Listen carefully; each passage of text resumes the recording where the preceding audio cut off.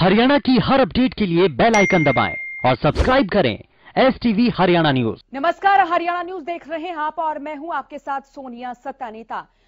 एक बड़ी और अहम खबर की ओर रुख कर लेते हैं। बड़ी खबर, किसान आंदोलन का आज 22वां दिन है और आपको जानकारी दे दें कि पिछले 21 दिनों से किसानों का धरना जारी है। किसान पिछले 21 दिनों से सिंघू और टीकरी बॉर्डर पर डटे हुए हैं।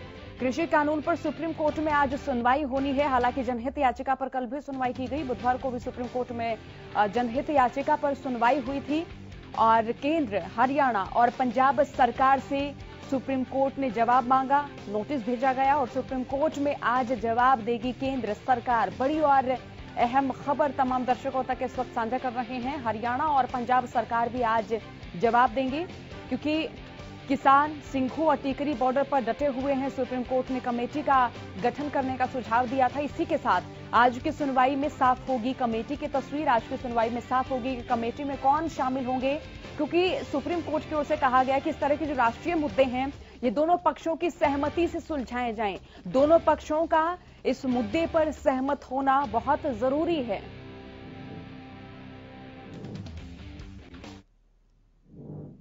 कृषि कानूनों के खिलाफ आंदोलन कर रहे किसान आज 22वें दिन भी दिल्ली बॉर्डर पर डटे हुए हैं।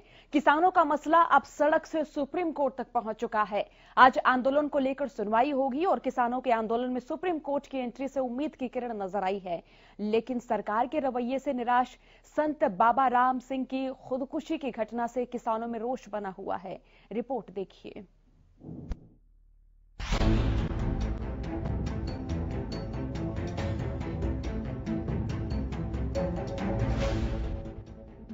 केंद्र सरकार के कृषि कानूनों के खिलाफ किसानों का आंदोलन 22वें दिन में प्रवेश कर चुका है। किसान दिल्ली बॉर्डर पर डेरा डाले हुए हैं। किसानों के तेवरों से लग रहा है कि वो आंदोलन को किसी मुकाम तक पहुंचाए बगैर शांत नहीं होंगे। दूसरी ओर सरकार भी झुकने को तैयार नहीं। सरकार और किसानों के बीच चल रहे घमासान के बीच आज भी सुप्रीम कोर्ट में सुनवाई होगी। इससे पहले बुधवार को हुई सुनवाई में सुप्रीम कोर्ट ने किसानों के आंदोलन को लेकर सुनवाई की थी। इस दौरान सुप्रीम कोर्ट ने इस मसले पर सरकार और किसानों के बीच समझौता कराने की पहल करते हुए कमेटी गठन की सलाह दी। अपनी मांग को लेकर सिंघू बॉर्डर पर किसानों के धरने का आज 22वां दिन है, लेकिन बुधवार को धरने में शामिल संत बाबा राम सिंह ने खुद को गोली मारकर आत्महत्या कर ली, जिसके बाद लोग सदमे में हैं। उनका एक सुसाइड नोट भी मिला है जिसमें उन्होंने किसान आंदोलन का जिक्र करते हुए उनके हक के लिए आवाज बुलंद की। सुसाइड नोट के मुताबिक संत बाबा राम सिंह ने किसानों पर सरकार के जुल्म के खिलाफ आत्महत्या की है। संत बाबा राम सिंह के शव का करनाल के कल्पना चावला मेडिकल अस्पताल में पोस्टमार्टम किया गया। इस दौरान अस्पताल में बड़ी संख्या में उनके श्रद्धालुओं की उपस्थिति रही। भारतीय किसान यूनियन के प्रदेश अध्यक्ष गुरनाम सिंह चड़ूनी भी करनाल पहुंचे और संत बाबा राम सिंह के पार्थिव शरीर के दर्शन किए। आपको बता दें, आत्महत्या से एक दिन पहले ही संत बाबा राम सिंह ने गुरनाम सिंह चड़ूनी से 45 मिनट तक मुलाकात की थी और किसानों के मुद्दे पर बात की थी। मैं कुछ नहीं कहने जोगा, बहुत बड़ी शहादत दे गए ने, मैं नमन करना उन्हें साथ। कल आपकी मुलाकात हुई थी, तब उन्होंने कुछ कहा था किसानों के बारे में? पौना घंटा रात मेरे पास वो बैठे रहे हैं टेंट में और पूछते रहे हैं कैसे होगा, कैसे सरकार मानेगी, क्या सरकार का अभी तक चल रहा है। बहुत सेवा कई दिनों से कर रहे थे, हमने नहीं सोचा था कि ऐसा होगा। बहुत दुर्भाग्यपूर्ण है। किसान आंदोलन में शामिल संत बाबा राम सिंह की आत्महत्या से आंदोलनकारियों में निराशा का माहौल है। टिकरी बॉर्डर पर कड़ाके की ठंड के बावजूद लोग आंदोलन में जुटे हैं। कड़ाके की ठंड के बीच किसान लगातार खुले आसमान के नीचे रात बिता रहे हैं। किसानों ने संत बाबा राम सिंह को श्रद्धांजलि देते हुए मामले में सुप्रीम कोर्ट से न्याय की उम्मीद लगाई है। उधर संत बाबा राम सिंह की आत्महत्या के बाद विपक्ष ने सरकार पर सवाल उठाने शुरू कर दिए हैं। ऐसे में कांग्रेस के पूर्व अध्यक्ष राहुल गांधी समेत कई नेताओं ने दुख जताया। राहुल गांधी ने बाबा राम सिंह को श्रद्धांजलि देने के साथ मोदी सरकार पर निशाना साधा है। उन्होंने कहा कि कई किसान अपने जीवन की आहुति दे चुके हैं। मोदी सरकार क्रूरता की हर हद पार कर चुकी है। कांग्रेस प्रवक्ता रणदीप सुरजेवाला ने भी संत बाबा राम सिंह की खुदकुशी पर शोक जताया है। उन्होंने कहा कि संत बाबा राम सिंह जी ने किसानों की व्यथा देखकर अपने प्राणों की आहुति दे दी। उनकी मृत्यु मोदी सरकार की क्रूरता का परिणाम है। वहीं कांग्रेस की प्रदेश अध्यक्ष कुमारी शैलजा ने भी ट्वीट कर लिखा कि संत बाबा राम सिंह की खुदकुशी की खबर से मन व्यथित है। उन्होंने पंचकुला में आयोजित एक प्रेस वार्ता के दौरान कहा कि बीजेपी सरकार पूंजीपतियों की सरकार है और वो किसानों की मांग को अनसुना कर रही है। सरकार कोई भी हथकंडे अपनाती है अलोकतांत्रिक ढंग के, लेकिन आम लोगों की आवाज सुनने की इनको आदत नहीं है। केवल एक मन की बात सामने आती है, लोगों के मन की बात कोई सुनने को तैयार नहीं। किसान अपनी आवाज उठा रहे हैं, ये उनकी आवाज सुनते नहीं है और किसान वहां पर ऐसे मौसम में भी बैठे हैं हड़ताल पर। लोकतंत्र है, आज नहीं तो कल इन्हें किसानों की, मजदूरों की आवाज सुननी पड़ेगी और कांग्रेस पार्टी हमारे किसानों की लड़ाई लड़ती रहेगी। नए कृषि कानूनों के खिलाफ किसानों की लड़ाई अब सड़क से सुप्रीम कोर्ट तक पहुंच चुकी है। सुप्रीम कोर्ट ने कहा है कि इस तरह के मुद्दों पर जल्द से जल्द समझौता होना चाहिए। अब देखना होगा कि कोर्ट से मिले सुझाव पर सरकार कब तक अमल करती है और किसान आंदोलन को शांत कर पाती है। Bureau report, Haryana news.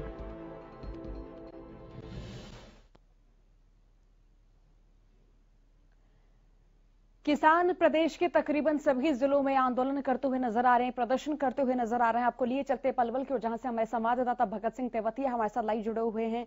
साथ ही रुक करेंगे संवाददाता लाजपत की ओर, जो कि सोनीपत से इस वक्त हमारे साथ लाइव जुड़े हुए हैं। भगत, आप बताएं कि पलवल में क्या स्थिति देखने को मिल रही है? यहाँ पर हम देखें तो 15 दिन से नेशनल हाईवे नंबर 19 पर जो किसानों का धरना जारी है और किसान यहाँ पर इस कड़कती ठंड में भी नेशनल हाईवे नंबर 19 पर पूरे जोश खरोश के साथ डटे हुए हैं। हालांकि सरकार की जो 6 दौर की वार्ता पहले भी हो चुकी है, लेकिन अभी भी सरकार किसानों की मांगों को मानने के लिए तैयार नहीं है। अब यहाँ पर बावन वालों के जो अध्यक्ष हैं अरुण जेलदार, उन्होंने घोषणा की है कि वो गांव-गांव जाकर किसानों को जागृत करेंगे ताकि सरकार के खिलाफ इस मुहिम को और तेज किया जा सके। भगत, आपके पीछे किसान नजर आ रहे हैं और शायद यहाँ लंगर भी लगाया जा रहा है। मैं चाहूंगी कि आप इन किसानों से बात करें, इन किसानों से जानिए कि देखिए जो किसान आंदोलन है वो लगातार बढ़ता जा रहा है। हालांकि सुप्रीम कोर्ट की ओर से भी कहा गया है कि केंद्र सरकार और किसान दोनों मिलकर कमेटी बनाएं, दोनों मिलकर बातचीत करें और ये जो राष्ट्रीय मुद्दा है आपसी सहमति से सुलझाया जाए, निष्कर्ष निकाला जाए इस मुद्दे पर। तो यहाँ किसान क्या सोच रहे हैं? बिल्कुल, हमारे साथ यहाँ पर किसान मौजूद हैं, हम उनसे भी बात करेंगे कि उनका क्या कहना है। क्या नाम है जी आपका? सुरेश कुमार, गांव औरंगाबाद, तहसील उदल, जिला पलवल।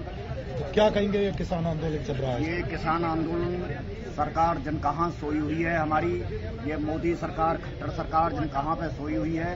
मैं एक किसान हूँ, एक किसान होने के नाते, ना मैं किसी राजनेता से जुड़ा हुआ हूँ, एक किसान होने के नाते मैं ये कहना चाहूँगा, एक सरकार ने जो अध्यादेश जो हमारे किसानों का जो शोषण करने के लिए, किसानों के लिए मौत का जो फरमान जो सुनाया है, मैं इससे बिल्कुल भी खुश नहीं हूँ, मैं इससे बिल्कुल भी संतुष्ट नहीं हूँ और ये आंदोलन और ज्यादा बढ़ने के कगार पर है। यदि सरकार नहीं जागी, ये मोदी सरकार यदि नहीं जागी तो ये आंदोलन और ज्यादा बढ़ेगा, इससे और ज्यादा स्थिति खराब होगी। इसलिए मेरी सरकार से रिक्वेस्ट है कि ये अध्यादेशों को वापस लिया जाए।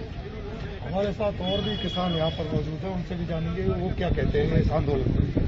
देखिए, जो गूंगी बहरी सरकार, ये खट्टर सरकार, मोदी सरकार, ये बिल्कुल गूंगी बहरी हो चुकी है। मैंने पहले भी कहा था एक डिबेट में कि इनकी जो दिमाग की स्थिति है ना, उनका दिमाग का संतुलन खराब हो गया।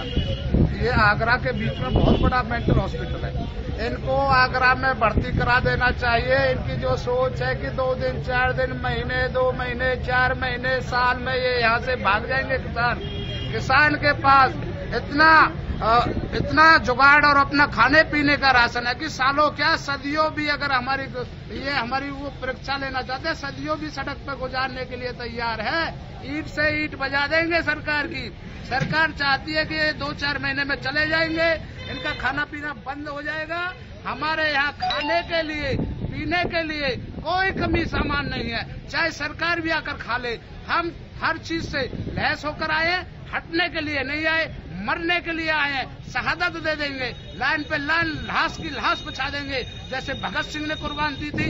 इसी तरह से आज देश का किसान जाग चुका है, अनपढ़ नहीं है, गूंगा नहीं है, बहरा नहीं है। पहले सोचती थी सरकार, अनपढ़ आदमियों से बयान कराती थी। और एक बात और कह देना चाहता हूँ सरकार से, जो ये इन्होंने 700 मीटिंग करनी है जलों के अंदर जा करके, हम किसान सड़क पर बैठे हैं। दूसरी बात बता देना चाहता हूँ, हमारे बीवी बच्चे जो खेती बाड़ी को संभाल रहे हैं, इनका एक और इंतजाम कर दिया है। इनके गोला लाठी लगाने का इंतजाम हम करके आए हैं और इनके गोला लाठी लगाई जाएंगी। हम यहाँ अड़ेंगे सड़क पे। गांवों में ये जो दिखा रहे हैं ना कि हम अच्छे बिल लेके आए हैं, किसानों को समझाने गुमराह कर रहे, इनके अब गोला लाठी लगाना पड़ेगा। हम सड़क पर रहेंगे, हमारे बीवी बच्चे इनके गोला लाठी गांवों में लगाएंगे। हमारे साथ ग्वालियर से आए किसान भी हैं, उनसे जानेंगे कि वो क्या कहते हैं। हमारा साफ कहना है कि ये जो आंदोलन है किसानों के जीवन और मौत का सवाल है। सिर्फ किसानों का सवाल नहीं, इस देश का खाद्यान्न और देश की आजादी को बचाने का सवाल है। जैसा कि तीनों कानून के बारे में हम और आप जानते हैं कि तीनों कानून जो हैं किसानों की बर्बादी के लिए और हमारे देश के अडानी अंबानी जैसे जो पूंजीपति हैं उनको लाभ देने की नीयत से कानून बनाए गए हैं। इन कानूनों के खिलाफ पूरे देश का किसान आंदोलन कर रहा है। चलिए भगत सिंह, आप ये जो बातचीत है इसे जारी रखिएगा। रुख कर लेते हैं हमारे संवाददाता लाजपत की ओर, जो कि इस वक्त हमारे साथ लाइव जुड़े हुए हैं। लाजपत, आप भी बताएं, यहाँ के किसान क्या प्रतिक्रिया दे रहे हैं? यहाँ के किसान पोह के महीने में खुले में आसमान के नीचे किस तरह से डटे हुए नजर आ रहे हैं?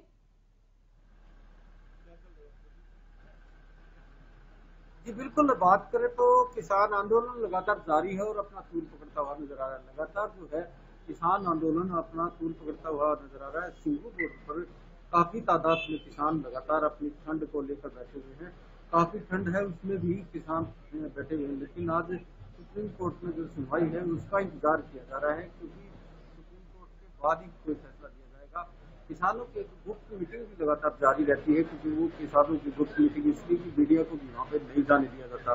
तो लगातार एक लोगों में चर्चा जरूर है। लेकिन सोनिया, यहाँ पर बात करें तो जो एनसीआर दिल्ली की वजह से, नजदीक होने की वजह से जो आवागमन है वो टूट चुका है और व्यापारी भी कहीं ना कहीं इस बात को लेकर चिंतित हैं। व्यापारियों ने भी कहा है, लेकिन किसान के समर्थन में है, लेकिन इसका समाधान नहीं हो पा रहा। तो ऐसे में व्यापार भी कहीं ना कहीं इसमें तंगी कर रहा है। लोग जो है आसपास के जो गांव के व्यक्ति हैं वो भी इसमें कहीं ना कहीं शामिल होते हुए नजर आ रहे हैं। किसानों का समर्थन जरूर देखने को मिल रहा है, लेकिन ये खींचातानी जो है लंबी चलती हुई, इसको लेकर कहीं ना कहीं जो मध्यम परिवार है उसमें दहशत बनी हुई है। क्योंकि मध्यम परिवार जो दहशत की वजह है कि लगातार जो आंदोलन तेज होता हुआ नजर आ रहा है। जी बिल्कुल लाजपत, आप बता रहे हैं कि जो व्यापार है उस पर भी असर पड़ रहा है, जो सब्जी मंडियां हैं उन पर भी असर पड़ रहा है। जरा ये बताएं कि अगर बात सब्जी मंडियों की करें, बात किसानों की करें, तो उनकी स्थिति पर इस आंदोलन से किस तरह का प्रभाव पड़ रहा है? क्योंकि गेहूं की फसल जो है उसकी पहली सिंचाई हो चुकी है, कहीं पर सिंचाई जो है वो जारी भी है। अगर बात गन्ने की करें तो देखिए गन्ने की कटाई अपने प्रथम चरण में है, कहीं पर कटाई शुरू हो चुकी है, कहीं पर शुगर मिल भी खुल चुके हैं, शुगर मिल में किसान अपना गन्ना लेकर भी पहुंच रहे हैं। तो इस आंदोलन से खेती किसानी पर, किसानों के व्यापार पर, आड़तियों पर किस तरह का असर पड़ रहा है आपके क्षेत्र में? बिल्कुल, बात करें तो किसानों का आंदोलन तेज देखने को मिल रहा है और जो किसान जो है खेत में फसल जरूर अपनी उगा चुके हैं, पहला जो पानी भी आ चुका है, लेकिन जो खाने पीने की जो चीजें हैं वो कहीं ना कहीं महंगी होती हुई नजर आ रही है। महंगी इसलिए कि जो दिल्ली से आवागमन था, जो दिल्ली से व्यापार जो चलता था, वो कहीं ना कहीं काफी दिक्कत हो रही है। क्योंकि दिल्ली जो सब्जी बात करें तो जो सब्जी सबसे जरूरत है वो महंगी होती हुई नजर आ रही है। महंगी इसलिए कि जो दिल्ली आजादपुर मंडी है वहां पर चारों तरफ से जो सब्जी आकर वो फिर बाजार में फैलती थी, जिससे छोटे मध्यम परिवार भी कर खाते थे। जो रेडी वाले व्यक्ति हैं वो वहां से लाते थे सब्जी और फिर पब्लिक तक पहुंचाते थे। वो कहीं ना कहीं डर में है और दहशत में है और महंगाई का रूप लगातार चरम सीमा पर है। जी लाजपत, आप हमारे साथ बने रहिएगा। इसी बीच किसान नेता मनदीप सिंह हमारे साथ लाइव जुड़ चुके हैं। मनदीप जी, मेरा सवाल आपसे ये है कि देखिए किसान पौ के महीने में सिंघू और टीकरी बॉर्डर पर डटे हुए हैं। प्रथम दृष्टया ऐसी स्थिति देखने को मिलती है कि किसान गेहूं की फसल में जब अपना पहला पानी लगाते हैं, वैसी स्थिति उनके खेत में देखने को मिल रही है, वैसी स्थिति यहाँ बॉर्डर्स पर देखने को मिल रही है। ज्यादा अंतर नहीं है इन स्थितियों में। अगर किसानों के मन की बात करें, किसानों का मन टटोले, तो क्या कुछ प्रतिक्रियाएं किसान देते हुए नजर आ रहे हैं? क्या कहना है इस आंदोलन के बारे में? कितना और लंबा चलेगा ये आंदोलन?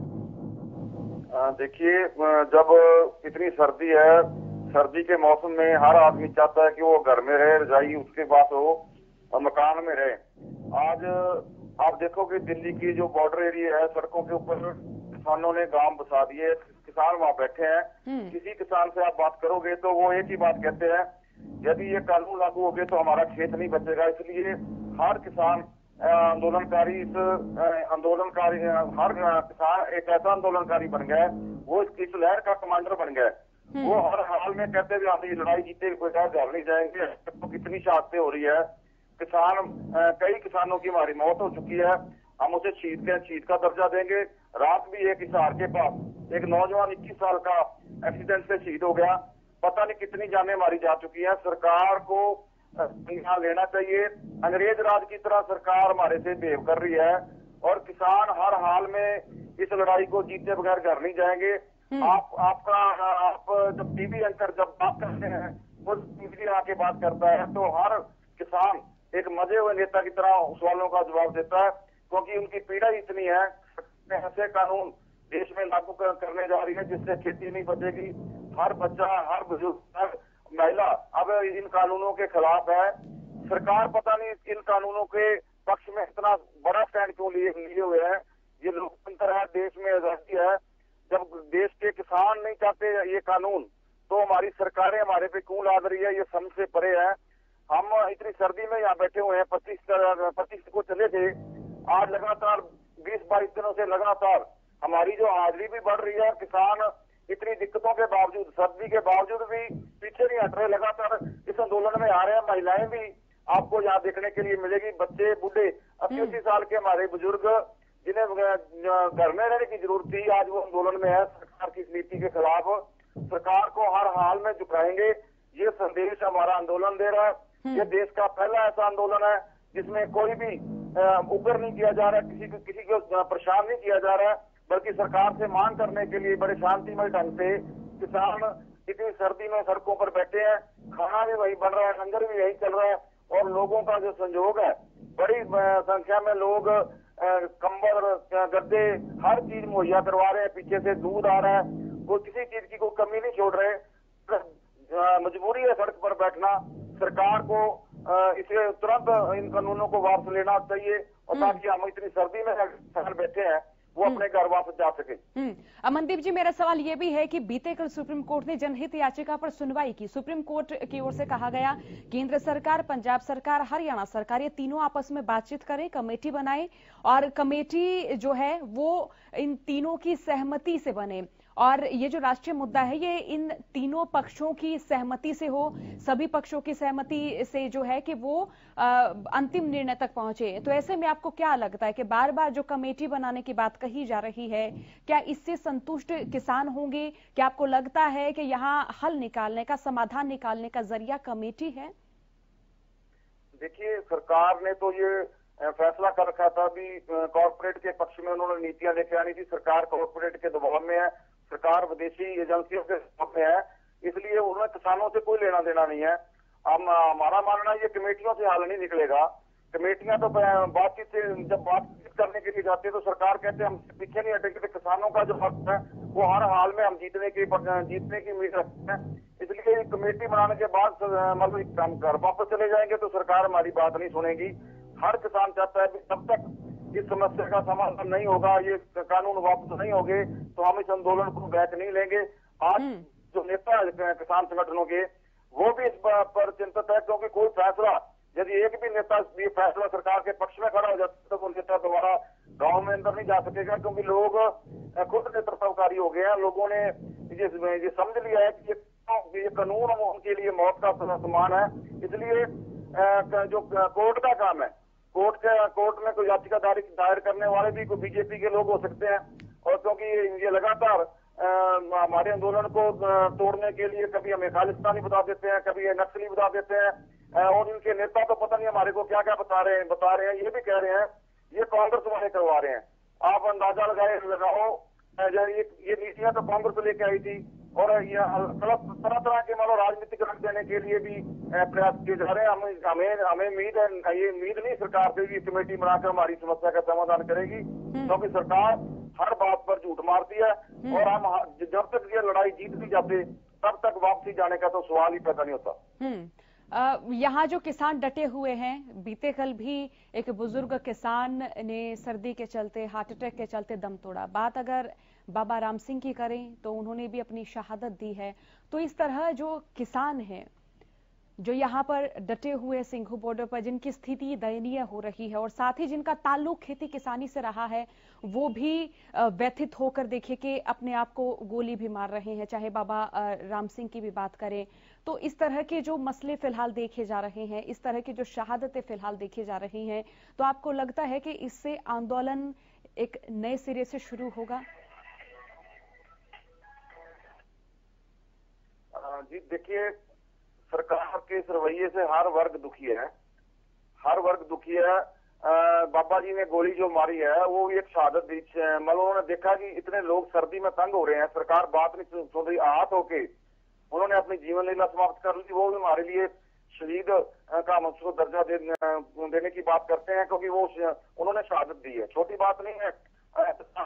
देखते हैं उन्होंने अपने आप को गोली मार ली, क्योंकि इतना बड़ी घटना हुई है देश में। यहाँ लगभग 30 के लगभग किसान अपनी जान दे चुके हैं और सरकार है जो कुंभकर्ण की नींद सोई हुई है। वो सोचती है शायद ये आंदोलन वैसे इनको जैसे पहले आंदोलनों को जो उग्र करके दिशाहीन करके वापस करवा दिया जाते थे, मगर इस बार सरकार की मंशा को किसान कामयाब नहीं होने देंगे। किसानों ने बड़ी संख्या में ये तैयारी की है, गाँव महिलाएं भी इस आंदोलन में आ गई है और घटनाएं बड़ी दुखदायी घटनाएं जो बाबा जी ने अपने आप गोली मारी है, और वो शायद किसानी के पक्ष में एक बड़ी लहर और बन जाएगी, क्योंकि बड़ी सहानुभूति बाबा जी के साथ थी। और बाबा जी लगातार अब उन्होंने सुसाइड नोट में भी लिखा है, वो इतने परेशान हो गए किसान की नीतियों के खिलाफ, वो अपनी जान तक गवा गए। उनकी जो कुर्बानी है वो व्यर्थ जाएगी, वो नया रंग लेके आएगी। कुर्बानी उनकी अनेक इस आंदोलन को इतना तेज करेगी कि सरकार की चूड़े हिल जाएगी। मनदीप से आप इसी बीच हमारे साथ जुड़े रहेगा। इसी बीच रुक कर लेते हैं। बीजेपी प्रवक्ता हुक्म सिंह भाटिया हमारे साथ फोन लाइन से जुड़ चुके हैं और कांग्रेस प्रवक्ता ओम प्रकाश भी हमारे साथ फोन लाइन से जुड़ चुके हैं। हुक्म जी, मेरा सवाल आपसे ही है, किसान आंदोलन को लेकर आपकी क्या प्रतिक्रियाएं?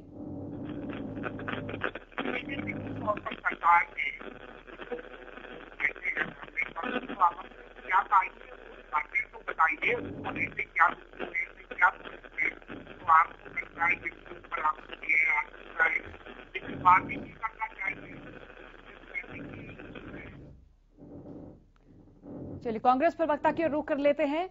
ओम प्रकाश जी, जो किसानों का आंदोलन चल रहा है, इसको लेकर आपकी क्या प्रतिक्रियाएं? नमस्कार जी, पहले मैं आप सभी को नमस्कार करता हूं। जो किसान आंदोलन है, आज कितनी ठंड पड़ रही है, किसान मर रहे हैं, शहीद हो रहे हैं, और एक किसान ने तो अपना सुसाइड नोट करके उस पर कुर्बान हो गया है कि हमारे से ऐसा कुछ देखा नहीं जा रहा, और फिर भी सरकार चेत नहीं रही। ये सरकार किसानों के बिल्कुल भी सोच नहीं रही है, और जब तक ये सरकार नहीं सोचेगी, किसान तक से मत होने वाला नहीं है। इसलिए अपना अहम को छोड़ करके भारतीय जनता पार्टी के नेताओं को ये सोचना चाहिए कि किसानों की मांग जायज है और वो पीछे हटने वाले नहीं है। इसलिए प्रधानमंत्री को आगे आकर के इस समस्या को हल करना चाहिए। जहां तक विपक्षी पार्टी की बात करें, विपक्षी नेताओं की बात करें, वो किसानों के साथ सिर्फ खड़े हुए ही नजर आएंगे या कुछ आर्थिक मदद भी करेंगे? किसानों के साथ विपक्षी पार्टियां खड़ी है और उनकी मदद भी कर रही है। जितनी सेवाएं हो सकती है वो विपक्षी पार्टी, चाहे वो खाने का प्रबंध हो, ठहरने का सब प्रबंध हो, ओढ़ने का हो, जितनी भी पानी की समस्या हो वो उनके लिए कर रही है। अच्छा, तो फिलहाल ये बताइए कि जिस तरीके से सरकार की कार्यशैली रही है किसान आंदोलन को लेकर, आपको लगता है कि ये आंदोलन नहीं होना चाहिए था? क्योंकि अगर बात हरियाणा सरकार की करें तो 3 सांसदों की कमेटी भी गठित की गई। उसके बाद भी आपने देखा जब बड़ौदा उपचुनाव था तो वहां भी तमाम किसान, जितने भी मंत्री, जितने भी नेता वहां पर गए, उनका विरोध करते हुए नजर आए। तो ऐसे में आपको क्या लगता है, क्या प्रदेश सरकार किसानों को समझाने में, बुझाने में, इन कृषि कानूनों के बारे में बताने में नाकाम साबित रही है, विफल रही है? देखिए पिछले 3 महीने से ये पंजाब में भी चलता रहा, हरियाणा में भी चलता रहा, लेकिन ये जो सरकार है इनको हल्के में लिया। केंद्र सरकार ने भी इन किसानों के आंदोलन को हल्के में लिया और कांग्रेस के ये जो यहाँ किसान आंदोलन चल रहा था हरियाणा में उसको भी हल्के में लेगा। इसलिए किसान जबरदस्ती अपने बात को सुनाने के लिए दिल्ली में जाकर के इन्होंने धरना देना पड़ा। अगर हरियाणा के लोग अपनी सही तरीके से केंद्र के सामने ये बात रखते तो किसानों को वहां जाने की जरूरत ही नहीं पड़ती। बिल्कुल। हुक्म सिंह भाटी भी लगातार हमारे साथ जुड़े हुए हैं। हुक्म जी, क्या प्रतिक्रिया आपकी? देखिए किसान लगातार सिंघू बॉर्डर पर और टीकरी बॉर्डर पर डटे हुए हैं, तो आप मानेंगे कि सरकार विफल रही है किसानों को मनाने में? अगर प्रदेश सरकार किसानों को शांत कर देती, संतुष्ट कर देती इन कृषि कानूनों के बारे में, तो क्या दिल्ली की दहलीज पर इतनी संख्या में किसान यहाँ डटे हुए मिलते और लगातार 21 दिन तक? देखिए पहले तो ऐसा कहीं भी नजर नहीं आता कि सरकार संतुष्ट करने में कहीं विफल रही है। सरकार ने बार बार, अरे सर 3 सांसदों की कमेटी बनाई गई, किसान नेताओं ने उनसे बात की है। किसान नेताओं का कहना है कि हम तो संतुष्ट नहीं हुए जो तर्क दिए गए। कृषि मंत्री माननीय नरेंद्र तोमर जी ने बार बार किसान नेताओं को बुलाया, वो कुर्सी उल्टी करके बैठ जाते हैं। तो ये कौन से किसान नेता है जो ये आंदोलन कर रहे हैं? क्या ये वो किसान नेता नहीं है? देखिए किसान इस बिल से बिल्कुल संतुष्ट है। ये वो तथाकथित लोग हैं जो या तो किसी राजनीतिक भावनाओं से या व्यक्तिगत प्रतिद्वंदता के आधार पर वहां पर बैठे हुए हैं। अच्छा, ये तो तथाकथित नेता आपने मान लिया, लेकिन जो इन कृषि कानूनों का समर्थन कर रहे हैं वो किसान ही है, यानी जो समर्थन कर रहे हैं वो किसान है और जो आंदोलन कर रहे हैं वो तथाकथित नेता है। देखिए आप भारतीय किसान यूनियन के अध्यक्ष भानु प्रताप सिंह, उन्होंने स्पष्ट तौर पर कहा कि ये भी एक इंक्वायरी हो जानी चाहिए कि ये कौन लोग हैं। ये सारे वो लोग हैं जो राजनीतिक भावना से प्रेरित हैं। वो इसलिए इस आंदोलन को बढ़ा चढ़ा करके जो है इसको बनाए रखना चाहते हैं। क्या वो तमाम किसान, वो तमाम लोग राजनीति से प्रेरित हैं? आप संख्या जानते हैं कितने किसान सिंघू टीकरी बॉर्डर पर डटे हुए हैं? इससे पहले भी जो किसान कृषि कानूनों का विरोध कर रहे थे, आप उनको कह रहे थे तो कांग्रेसी है, जो समर्थन में थे वो किसान हो जाते हैं। जी केंद्रीय कृषि मंत्री नरेंद्र तोमर से जिन 10 किसान संगठनों ने बात की उनके नाम आप मुझे बता सकते हैं? कौन 10 किसान संगठन थे जिन्होंने केंद्रीय कृषि मंत्री से बात की है? आपने मेरे को अगर टीवी चैनल पर समय दिया है तो मेरी बात सुन लीजिए आप। जब हरियाणा के किसान बिल्कुल संतुष्ट हैं, हरियाणा के किसानों की उसमें कहीं कोई भागीदारी नहीं है। अरे सर, हरियाणा के किसान भी यहाँ पर पहुंच रहे, बहादुरगढ़, रोहतक, हर जिले से किसान आ रहे हैं। दक्षिण हरियाणा के किसान भी यहाँ पर आ रहे हैं। देखिए सिंघू बॉर्डर और टीकरी बॉर्डर, ये दोनों के दोनों पंजाब से आए हुए किसान हैं। उनको वहां पर कैप्टन अमरिंदर सिंह कांग्रेस पार्टी ने मोटिवेट किया, उनका खाना दाना वो लोग चला रहे हैं।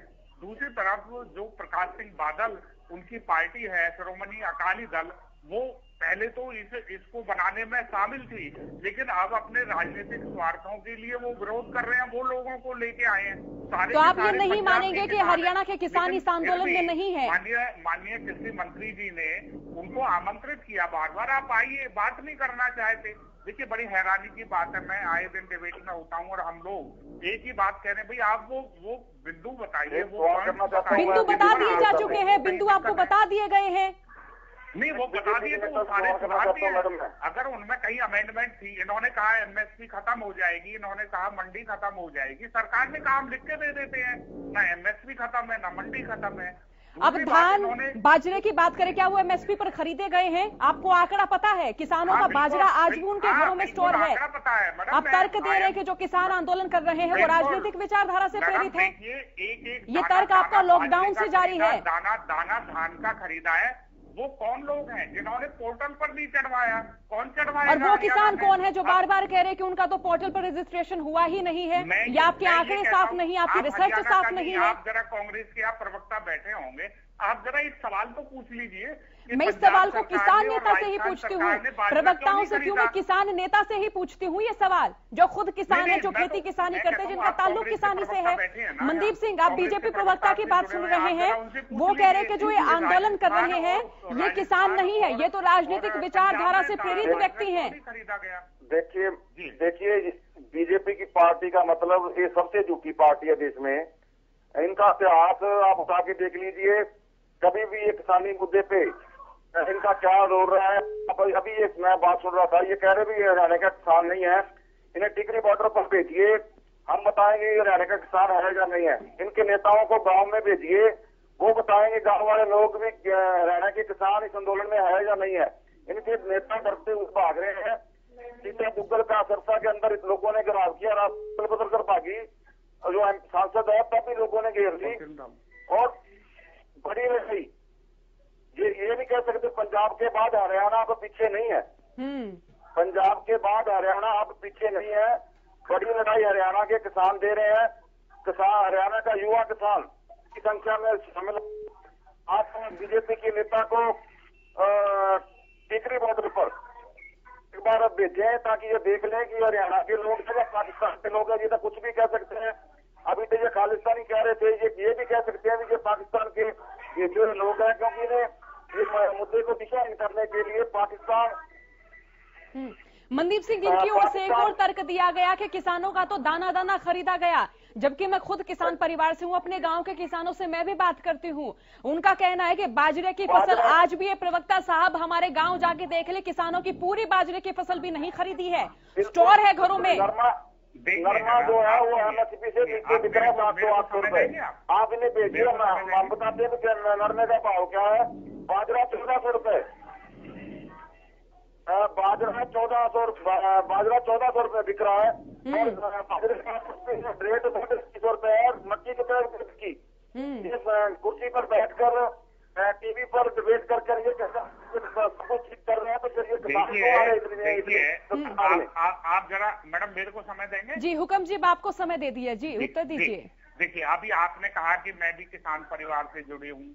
किसान का बाजरा 1400 रुपए बिक रहा है, किसानों का बिक रहा है। ये जो MSP व्यवस्था है ना, ये हर स्टेट का एक अपना, उन्होंने उस व्यवस्था को करना है।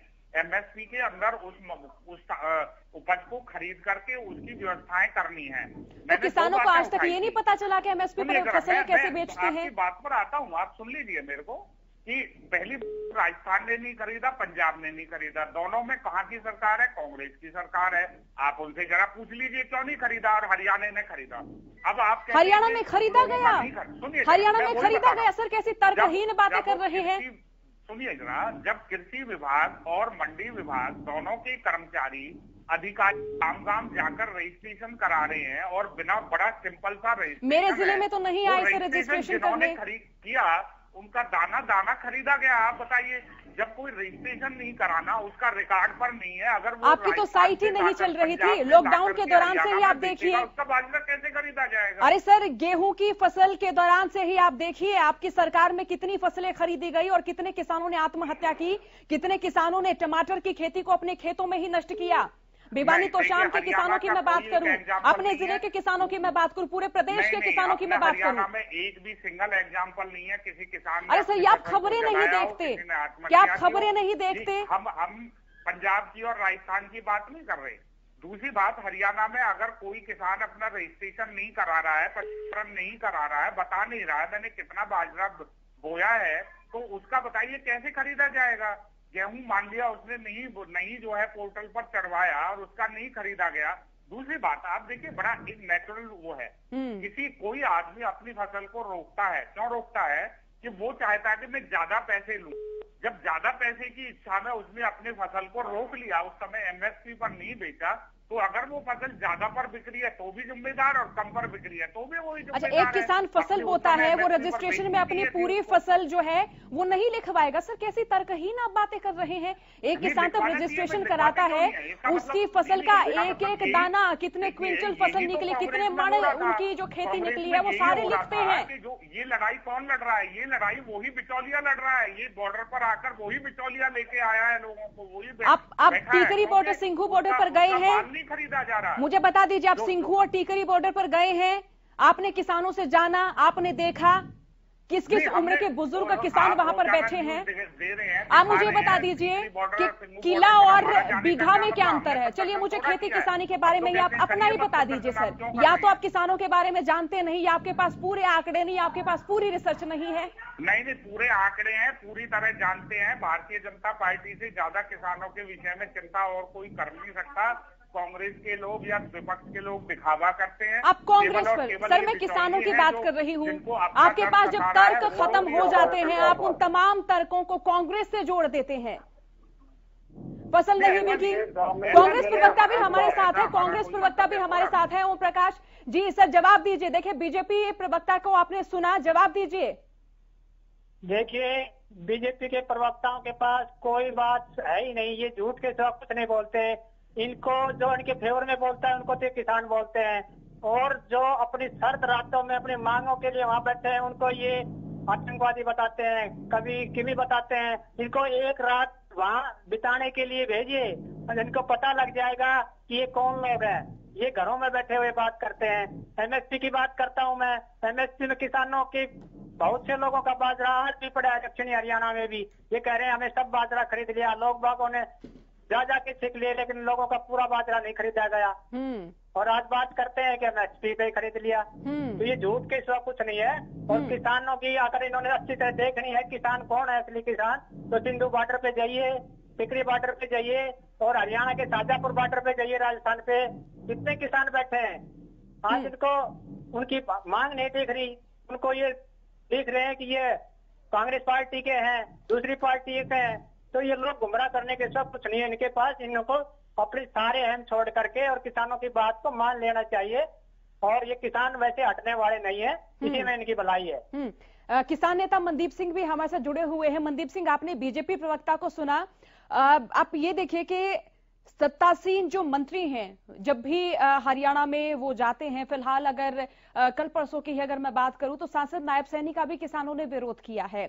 शिलान्यास किसी उनका करना था उनको किसी भवन का, वहां भी किसानों ने खुद ही शिलान्यास कर लिया। जो उनका पट था उस पर भी पेंट कर दिया। तो यानी कि हर जिले के जो किसान हैं वो इन कृषि कानूनों का विरोध कर रहे हैं। यहां से पहली तस्वीर तो ये स्पष्ट हो रही है। दूसरी बात, जो सत्तासीन नेता हैं उनका ये कहना है कि किसान नहीं है, ये तो राजनीतिक पार्टियों से प्रेरित व्यक्ति हैं।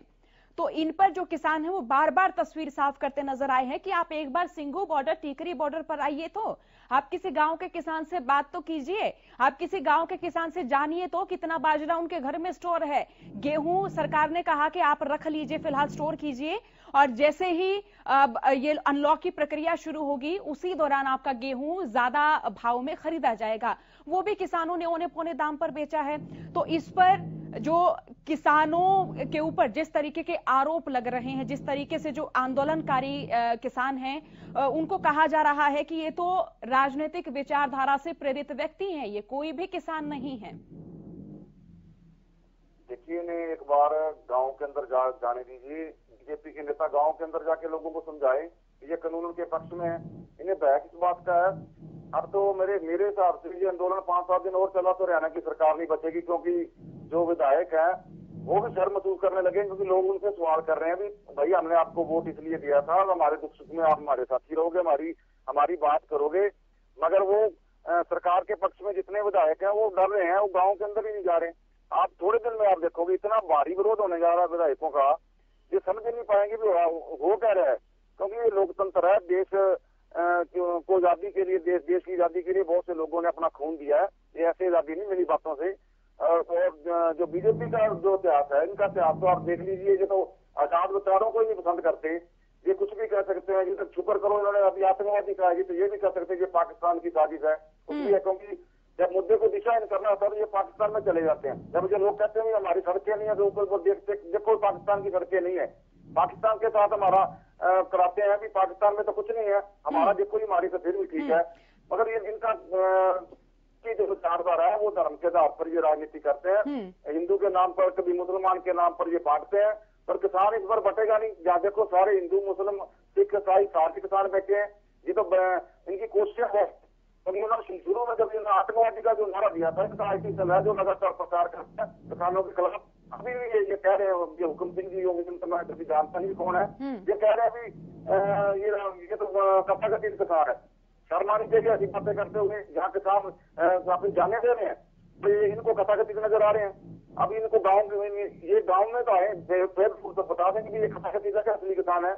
इनका मैंने ये जो बयान है इसका खंडन करते हैं। हम किसानों को कथाकथित कह रहे हैं, जो अपने आवाज उठाए वो उनको ये कथाकथित कह सकते हैं, उनको ये कांग्रेसी कह सकते हैं, उनको नक्सली कह सकते हैं, उनको ये पाकिस्तानी कह सकते हैं। ये लोकतंत्र है, इसे समझना पड़ेगा।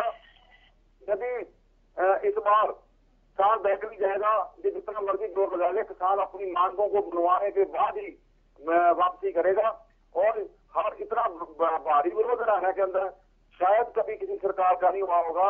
इतनी सरकार जब सत्ता का कोई आदमी गांव में जाता था तो लोग उसका सत्कार करते थे, उनको घरों में लेके जाते थे, उनके गले में हाथ डालते थे कि कोई सरकार पक्ष का आदमी आया, उनसे हम काम लेंगे। और ये पहली ऐसी सरकार है और सत्ता पक्ष के जो नेता वो मूछ पाए घूम रहे हैं और बड़ा विरोध है। आप देखते चलो 5-7 दिन के अंदर ये सरकार की चूड़ी हिल जाएगी, ये बताए कि इनके भाग जाएंगे, क्योंकि जो लोगों का दबाव है वो भारी दबाव सरकार पर भी है। सेंट्रल सरकार की नीति के खिलाफ तो हम लग ही रहे हैं और जो खट्टर सरकार है वो किसानों के साथ उससे भी ज्यादा कठोर मतलब दमन कर रही है। अभी पहले इन्होंने किसानों को रोकने के प्रयास किए बैरिकेड लगा के, दोबारा फिर बैरिकेड लगाए जाते थे। मतलब सड़कें किसान नहीं बंद कर रहे, सरकार बंद कर रही है, जिसमें कोर्ट का भी देश में भी सड़क को नहीं बंद किया जा सकता।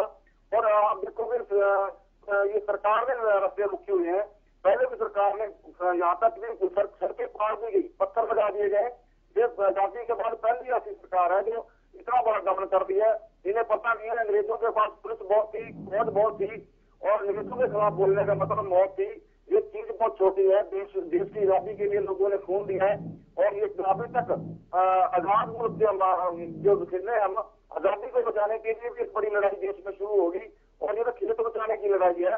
अभी तो ये शुरुआत हुई है। मैं तो ये कहता हूँ सोया हुआ शेर दिखा दिया उन्होंने, जो कभी किसान कभी एक झंडे पर एक संगठन के नीचे संगठित नहीं हो रहे थे। आज सभी किसानों ने अपनी राजनीतिक पार्टियां छोड़कर इस मैदान में आगे की हमें खेत बचाना है, हमें आने वाली नस्लें बचानी है और एक बड़ी लड़ाई की शुरुआत हो चुकी है, जिसका अंत इन जो मौकापत राजनीतिक दल है इनका भी ये अंत की तरफ जाएगा और नए देश में नया बदलाव आएगा। और ये बार बार एक बात कहते हैं कि तो राजनीति है, किसान राजनीति नहीं कर सकता, इनके लिए राजनीति करना, इनके लिखा हुआ भी यही राज करेंगे, देश का कनेरा राज करेगा। जो भगत सिंह की जब हम बात करते हैं तो भगत सिंह ने कहा था, ऐसी आजादी मैं की कल्पना करता हूँ जहाँ देश का कनेरा वर्ग राज करे और एक बार देश को फिर लड़ना पड़ेगा। पहले गोरों से लगे, अब कारों से लड़ रहे हैं। अब इतनी बड़ी तादाद में जब लोग ये कह रहे हैं हमें यह कानून नहीं चाहिए, तो इन्हें बीजेपी के नेताओं को ये कथाकथित नजर आ रहे हैं, आतंकवादी नजर आ रहे हैं, नक्सली नजर आ रहे हैं और इनको पता नहीं क्या क्या नजर आएंगे। हम सरकार से ये मांग भी करते हैं, लोकतंत्र के तरीके से हमारा अधिकार भी बनता है, हम हर हाल में इन कानूनों को वापस लिए बगैर इस आंदोलन को समर्थन नहीं करेंगे। ये आंदोलन हमारा बढ़ता जा रहा है, तमाम लोग हमारे साथ है, सरकार अपनी घुटने टेकेगी और किसान जीतेगा। ऐसा पहली बार आजादी के बाद। मनदीप सिंह आप हमारे साथ बने रहिएगा। इसी बीच शुरू कर लेते गुहला चिका की और जहां से हमारे संवाददाता हर्ष गर्ग इस वक्त हमारे साथ लाइव जुड़ चुके हैं। हर्ष, आप भी बताएं यहाँ क्या स्थिति, क्या तस्वीर देखने को मिल रही है, किसान किस तरह से इस आंदोलन को अपना समर्थन दे रहे हैं और यहाँ के गांव देहात के किसानों के बारे में भी बताएं, क्या वो भी आंदोलन को समर्थन दे रहे हैं और अगर दे रहे हैं तो किस तरह से? देखिए सोनिया, इस समय हम बिल्कुल रिलायंस पेट्रोल पंप के सामने हैं जहां पर किसानों ने धरना दिया हुआ है और किसान है लोगों से हाथ जोड़कर अपील कर रहे हैं कि रिलायंस के जो प्रोडक्ट हैं उनका बहिष्कार किया जाए। बकायदा किसानों द्वारा यहाँ है खेती बचाओ देश बचाओ एक संघर्ष समिति बना ली गई है और इस बैनर तले है जो हल्का गुला के किसान हैं प्रदर्शन कर रहे हैं और धरना कर रहे हैं, अपना रोष व्यक्त कर रहे हैं। जैसे कि तस्वीरें हमने रात को भी दिखाई थी कि 8 डिग्री सेल्सियस तापमान में भी ठिठुरती ठंड में किसान थे जो रात यहाँ पर मौके पर मौजूद थे। यहाँ कुछ किसान हैं, उनसे जानते हैं क्या कहेंगे, किस तरह देखते हैं आप इस आंदोलन को? इस आंदोलन में हमारा जो ऊपर के नेता है उन्होंने हमारे को रिलायंस का बहिष्कार करने का जो निर्णय लिया था उसकी अवधि में हमने रिलायंस पेट्रोल पंप के बाहर संकेतिक धरना दे रहे हैं, लोगों से अपील कर रहे हैं कि इनका बहिष्कार करो। अगर हमारे ऊपर से कॉल आती है या इसको बंद करवाने की तो हम इसको बंद करवाएंगे, अन्यथा हमारा धरना ऐसे ही चलता रहेगा। एक रिलायंस के उत्पाद का शोरूम था वो भी बंद करवाया गया था। बंद नहीं करवाया गया, उसके बाद हमने धरना दिया था, वो खुद ही बंद करके चले गए थे। अगर हमारे पास ग्राहक नहीं आएगा तो हम यहाँ क्या करेंगे, वो अपने बंद करके चले गए। देखिए रात को ठिठुरती ठंड में जहाँ बाहर खड़ा होना मुश्किल है, उस समय आप धरना दे रहे हैं, क्या कितनी मुश्किल का सामना करना पड़ता है? मुश्किल तो किसान का तो मुश्किल तो है ही। इतनी ठंड में किसान गर्म कंबलों में सोने की बजाय यहाँ सड़क पर सो रहा है, ये मुश्किल तो है ही। पर क्या करें, मजबूरी है। जब सरकार ने हमारे कीटुए में गुट्ठा दे ही दिया है तो हम क्या करें, अब हमारी मजबूरी बन चुकी है, क्या करें, किसान मरने मजबूर है। तो लोगों का कितना साथ मिल रहा है आपके इस आंदोलन को? आंदोलन को सभी हमारे साथ हैं, कर्मचारी, व्यापारी, मजदूर, छात्र, सब हमारे साथ ही हैं। देखिए, सरकार अपनी हठधर्मिता से पीछे हटने को तैयार नहीं है, लगातार अमेंडमेंट के लिए आपको बोल रही है और आप हैं कि रद्द करवाने पर मांग कर रहे हैं। नहीं, सरकार को आगे संशोधन ही करना है, पर उसमें रह क्या जाएगा। आप उसको रद्द ही कर दो। बाद में जो हमारे किसान नेता कह रहे हैं कि हमारे को कमेटी में लेकर आपने कानून बनाना, तो बाद में बना लीजिए, एक बार तो रद्द करवा के ही मान। हर्ष, आप बने रहेगा हमारे साथ, किसानों से बातचीत जारी रखिए। इसी बीच शुरू कर लेते संवाददाता कमरजीत, जो कि करनाल से इस वक्त हमारे साथ फोन लाइन से जुड़ चुके हैं। कमरजीत, यहाँ के अगर किसानों की बात करें तो देखिए, यहाँ बाबा राम सिंह जो हैं उन्होंने अपनी शहादत दी है, खुद को गोली मार ली। उनका एक जो सुसाइड नोट है वो भी अभी फिलहाल सोशल मीडिया पर भी देखा जा रहा है, मीडिया के मार्फत भी देखा जा रहा है। तो किस तरह की प्रतिक्रिया यहाँ के किसान देते हुए नजर आ रहे हैं? यहाँ के आम आदमी क्या कहते हुए नजर आ रहे हैं इस आंदोलन के बारे में? देखिए, अगर बात करें तो लगातार जो किसान आंदोलन चल रहा है, 21-22 दिन से आंदोलन को चलते हो गए, और संत बाबा राम सिंह जो नानकसर सिंगड़ा के रहने वाले थे और लगातार इस आंदोलन पर अपनी नजर बनाए हुए थे। और इसी के साथ अगर बात करें 9 दिसंबर को संत बाबा राम सिंह जो वहां सिंगू बॉर्डर धरने पे गए और 5 लाख रुपए की सेवा करके भी ऐसे स्टेज के पर। उसी के साथ अगर बात करें तो 16 तारीख को भी वो वहां गए और उन्हें वहां पर 500 कंबल दिए। और इसी के साथ वो वहां जो डेरा बाबा जगतार सिंह का डेरा चल रहा है, वहां लंगर चल रहा है, वहां पर भी गए, वहां पर भी उन्होंने बातचीत की। इसी के साथ अगर बात करें तो वो जो हरियाणा के जो आंदोलन को लीड कर रहे हैं गुरनाम सिंह चिड़ूनी, उनके पास गए, उनके साथ तकरीबन 1 घंटे तक बातचीत की। इसी के साथ अगर बात करें तो लगातार वो यही कहते नजर आ रहे थे, जब भी मैंने बात की, जब भी मैं काफी उनसे जुड़ा हुआ था, क्योंकि मेरा उनसे काफी लगाव था और मैं सिंगू बॉर्डर पे भी उनके साथ था। टिकरी बॉर्डर पे परसों रात 12 बजे वो गए थे, मैं साथ था। और इसी के साथ अगर बात करें तो गुरनाम सिंह चिड़ूनी से अभी थोड़ी देर पहले बात की तो उन्होंने रो रो कर ये कहा कि एक संत हमने खो दिया, कि हृदय से बात नहीं उनसे निकल रही, मेरे से भी बात नहीं हो रही। लेकिन कहीं ना कहीं अगर बात करें तो उनका यही कहना था कि छोटे छोटे बच्चे हैं, बुजुर्ग हैं, महिलाएं हैं, वो बहुत इतनी ठंड के बीच में यहाँ पर बैठी हुई है, सरकार को कुछ सोचना चाहिए। जो लास्ट उनकी बाइट थी वो परसों रात की, उनका यही कहना था कि अब सरकार को इसके ऊपर सोचना चाहिए, सरकार को कुछ फैसला लेना चाहिए।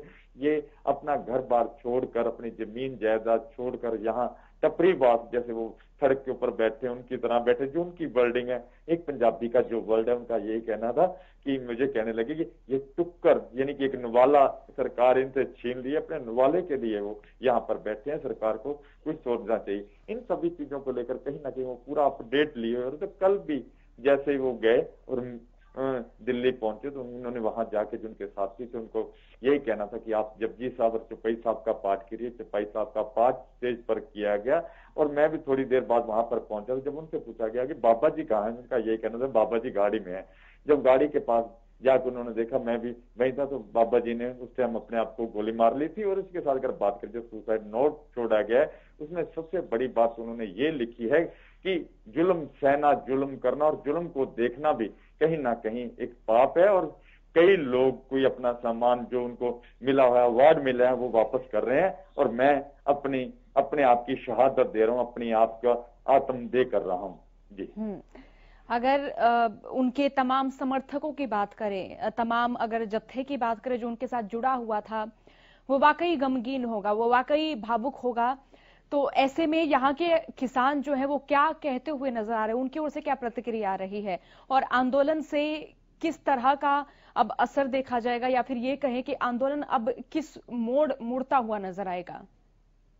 बात करें तो सुबह से जिनका पार्थिव शरीर है रात को ही यहाँ उनका गुरुद्वारा नानकसर सिंगड़ा में पहुंच गया, और भारी संख्या में जो यहाँ पर लोग, उनके फॉलोवर्स अगर बात की जाए तो पूरे वर्ल्ड से जुड़े हुए हैं। 1990 में वो यहाँ पर आए थे, इससे पहले वो पंजाब में थे। जो उनके गुरु भाई थे 1982 में दिल्ली में शहीद हुए थे, और उसी के साथ बाबा जंग सिंह उनके बाद ये डेरे पे आए हुए थे। 90 में यहाँ आए थे, 90 से यहाँ पे चल रहे थे। अब सुबह से ही जो लोगों का तादाद लगा हुआ है, तमाम दुनिया की जो मीडिया है, इंग्लिश मीडिया से लेके हिंदी मीडिया से सोशल मीडिया तक, सभी यहाँ पर मौजूद है। और गुरनाम सिंह चुड़ोनी तो रात से ही, सुबह ही यहाँ पर आकर बैठे हैं। मनजिंदर सिंह सिरसा यहाँ पर पहुंचे हुए हैं। तमाम जितने भी जो लोग हैं उनसे जुड़े हुए हैं, जहाँ राजनीतिक पार्टियों, जहाँ संगठन से जुड़े हुए लोग हैं, वो यहाँ पर पहुंचने शुरू हो गए। उनका एक ही चीज होती थी, एक ही महत्व होता था, पर गरीब की मदद करना।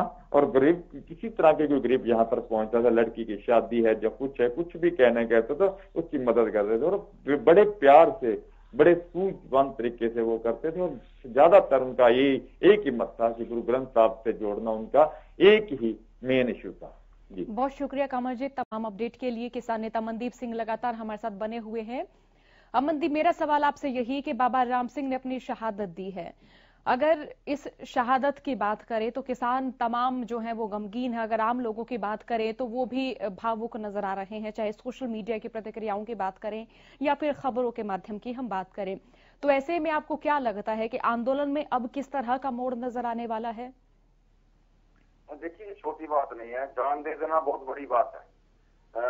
ये कुर्बानी है, छोटी कुर्बानी नहीं है। उनसे दुखी देखा गया भी लोग इतने सर्दी के अंदर बाहर बैठे हैं और सरकार बात नहीं सुन रही। और ये छोटी बात नहीं, ये बड़ा आंदोलन बनेगा, ये उनकी कुर्बानी व्यर्थ नहीं जाएगी। उनकी कुर्बानी इस आंदोलन को और तेज करने का काम करेगी। बाबा जी का सत्कार पूरे देश में बढ़ गया है, और आप देखोगे उनकी कुर्बानी के बाद और ये आंदोलन और तेज होने जा रहा है। छोटा आंदोलन नहीं होगा, और बड़ा आंदोलन होने जा रहा है। और सरकार को हर हाल में इन कानूनों को वापस भी लेना पड़ेगा, और कम से कम 30 के साथ मतलब शहादत दे चुके हैं। अभी भी सड़कों के अंदर लोग चले आ रहे हैं और एक्सीडेंट वगैरह हो रहे हैं, धुंध बहुत है। और सरकार को मतलब सरकार बिल्कुल ही इस मामले पे गंभीर नहीं है। ये सोचने की बात है भी हम अपना अधिकार मांग रहे हैं, बात करने की तैयार नहीं है। और अंदाजा लगाया जा सकता है जैसे अंग्रेज राज में किसानों के ऊपर कानून थोपे जा रहे थे, ऐसा ही कानून शायद हमारे पे मोदी सरकार ने थोप दिया। 1907 के अंदर भगत सिंह के चाचा अजीत सिंह ने पगड़ी संभाल चट्टा चलाई थी, वो आंदोलन 9 महीने चला था। 9 महीने के बाद अंग्रेजों ने भी अपने कानून वापस थे, और ये लोग तो अंग्रेजों से भी आगे जा रहे हैं। इतनी कुर्बानियां, इतनी जाने ले रही है किसानों की, इन्होंने इन्हें ये महसूस ही नहीं हो रहा कि कौन लोग अपनी जाने दे रहे हैं। और ये तो हिटलर की रास्ते पे चले हुए हैं। जैसे हिटलर को कोई फर्क नहीं पड़ता था, वैसे शायद मोदी साहब को कोई फर्क नहीं पड़ रहा किसानों की शहादत का। मगर ये लड़ाई बड़ी हो जाएगी बाबा जी की शहादत के बाद। इस लड़ाई को हम और तेज करेंगे, बाबा जी की शहादत व्यर्थ नहीं करने देंगे। जिस मकसद के लिए उन्होंने जान दी है, हमें उस मकसद को हर हाल में प्राप्त करना है। बहुत शुक्रिया मनदीप सिंह, हमारे साथ लाइव जुड़ने के लिए बहुत बहुत शुक्रिया आपका। तो किसानों का आंदोलन लगातार जारी है और किसान ठंड की वजह से भी अपनी जान यहां पर गंवा रहे हैं। तो ये आंदोलन किसान नेताओं का कहना है कि और भी लंबा चलेगा, तब तक चलेगा जब तक कृषि कानून रद्द नहीं किए जाते हैं। ऐसे में बीते कल सुप्रीम कोर्ट ने जनहित याचिका पर सुनवाई की। सुनवाई करते हुए सुप्रीम कोर्ट ने फैसला किया है कि केंद्र, पंजाब सरकार, हरियाणा सरकार और किसान नेता आपस में बैठकर एक कमेटी गठित करें। उस कमेटी के मार्फत ही यहां इस आंदोलन का निष्कर्ष निकाला जाए, समाधान निकाला जाए। जो राष्ट्रीय मुद्दे हैं वो सर्वसहमति से ही निष्कर्षीय मोड़ पर पहुंचते हैं, या फिर ये कहें कि उनका परिणाम निकल कर आता है। अब आज फिर सुप्रीम कोर्ट में सुनवाई होनी है, तो अब ये देखना होगा कि जो फैसले आने हैं कानूनन तौर पर, क्या किसान जो फैसले आएंगे उन पर संतुष्ट नजर आएंगे, या फिर किसानों का जो आंदोलन है वो और कितना लंबा चलेगा। कई सवाल बने हुए हैं, इन सवालों का जवाब लगातार हम किसान नेताओं से जान रहे हैं।